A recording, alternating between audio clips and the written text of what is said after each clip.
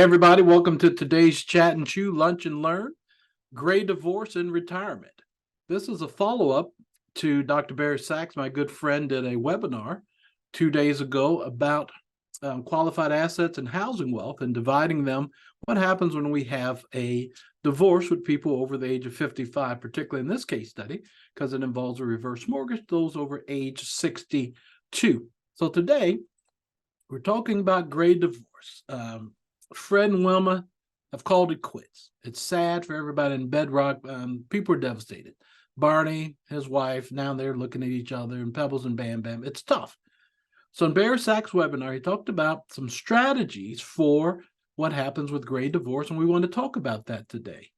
Now, so there are two questions we're covering in our short Chat and Chew. They've got a $600,000 home. They've got some individual assets. They've got some combined marital assets. So here's the planning question. What's the most efficient way to divide the housing asset if one of the spouses wants to remain in the home? And then what's the most efficient way to use divorce proceeds if they want to purchase a new home? Those are the two questions. Barry covered that in the webinar, and I'm going to unpack that for you now. Remember your triangle. This is going to be real simple. So the first is Wilma says, I want to stay in this home. I want to stay in our $600,000 home. The divorce decree says the home is to be split evenly. It has no mortgage. So Wilma says, I want to stay here. Can we help her accomplish that? Well, let's see. So we're going to do a reverse mortgage for Wilma.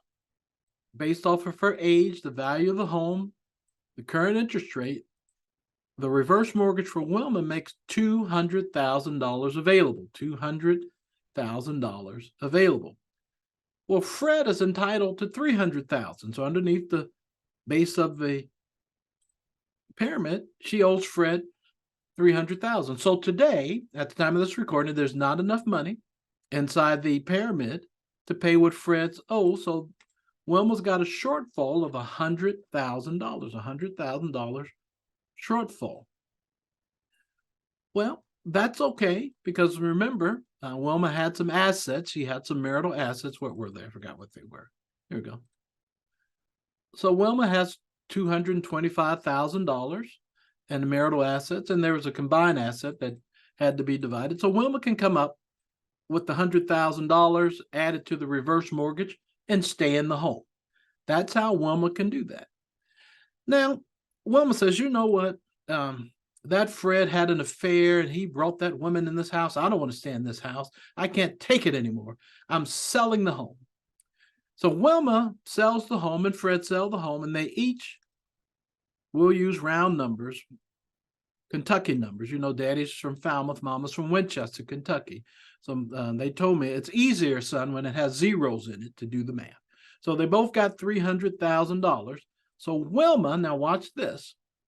Wilma says, I'm used to a $600,000 home here in North Bedrock, and but I only have $300,000 left over.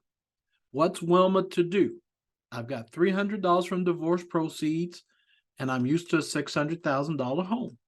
But she's also recognized, well, you know what, that I don't need a big house like that anymore, and I'm going to try something different. So Wilma is going to buy a $500,000 home. So follow the math on this. Letter A as an apple. She sold her home, and she had $300,000 left over from divorce proceeds. She wants to buy a $500,000 home over here, letter B. But she only has $300,000 here. So what can she do? She can take cash out of her savings. She's going to lose the opportunity cost of its growth. She's going to lose its usage for in the future. And she's going to prematurely cannibalize assets. So that may not be the best strategy. Number two, she can maybe go get a traditional mortgage for the difference between $300,000 and $500,000. And then she's going to have mortgage payments. She's going to have mortgage payments, and she doesn't want mortgage payments in retirement. So Wilma's third option is to use a reverse purchase. She's going to do a reverse mortgage on the new home. Listen, folks, before she even moves in. So we'll draw the triangle for Wilma, her age, value of the home, current interest rate, and her reverse mortgage makes $200,000 available. You see it? $200,000 available. The same 200, so it made $200,000 available. Her purchase price for the new home after her divorce was $500,000. So we do $500,000 new home. We subtract the reverse mortgage, the financing. So her down payment, letter D, as in Delta, is $300,000. Where does Wilma get the $300,000 she needs to move into the new home? Right. She got it from the proceeds from the sale of her house. So in this case, Wilma and Fred divorced. She bought a $500,000 house. She didn't want to use cash from her savings. She didn't want a monthly mortgage payment, so she used the reverse repurchase. She took the proceeds she had left over, added them to the reverse mortgage, and voila. She's in a new home, no monthly mortgage payment. She didn't cannibalize assets to do that. She's off to the new race, and the understanding is she's actually seeing Mr. Slate from down at the quarry. It's weird, but that's how it went. I'm going to show two more, and then I'm going to pause for questions. The second example is Wilma says, you know what? I don't even need a $500,000 house. I'll do a $400,000 home. Same thing. Does she pay cash? Nope. She doesn't want to pull $100,000. Does she take a mortgage? She doesn't want a mortgage. So she does a reverse mortgage. Draw the triangle. And the reverse mortgage made $160,000 available. We subtract that from the cost of the new home. Her down payment is $240,000 down. Where did she get it from? She got it from proceeds from the divorce. So now she's moved into her new home, a $400,000 house.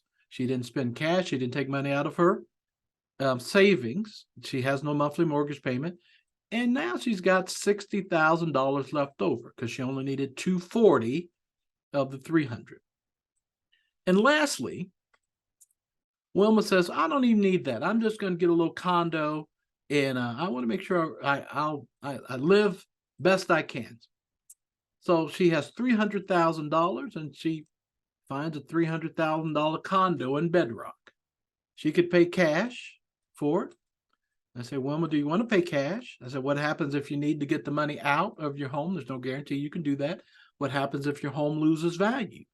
She says, that's true. I don't want to pay cash. So her advisor draws the triangle. Reverse mortgage made $120,000 available. That's about 40%. We subtract that from the new price. Her down payment is $180,000. Wilma Flintstone can buy her next home, condo, just for her, $180,000 down. Where does she get that money from? She got it from divorce proceeds when they sold the house. So she moves into her new condo, and she's got $120,000 left over. I think she had $225,000 in her savings, and she got half of the marital asset. So she's got $425,000 plus the $120,000, and she has no monthly mortgage payment. Wilma's gone on to see another day. Those are the strategies that Barry talked about, using the reverse mortgage to either stay in the home and pay off your spouse, or use it to move. And not only can Wilma move, Fred can do this as well. He has $300,000. So any spouse can do this. So that's the case study. I told you it was short today. So the idea, so you can reach me at my 800 number, 1-800-762-6315, or my email, askdongraves@gmail. That gets to my team, and that also gets to me.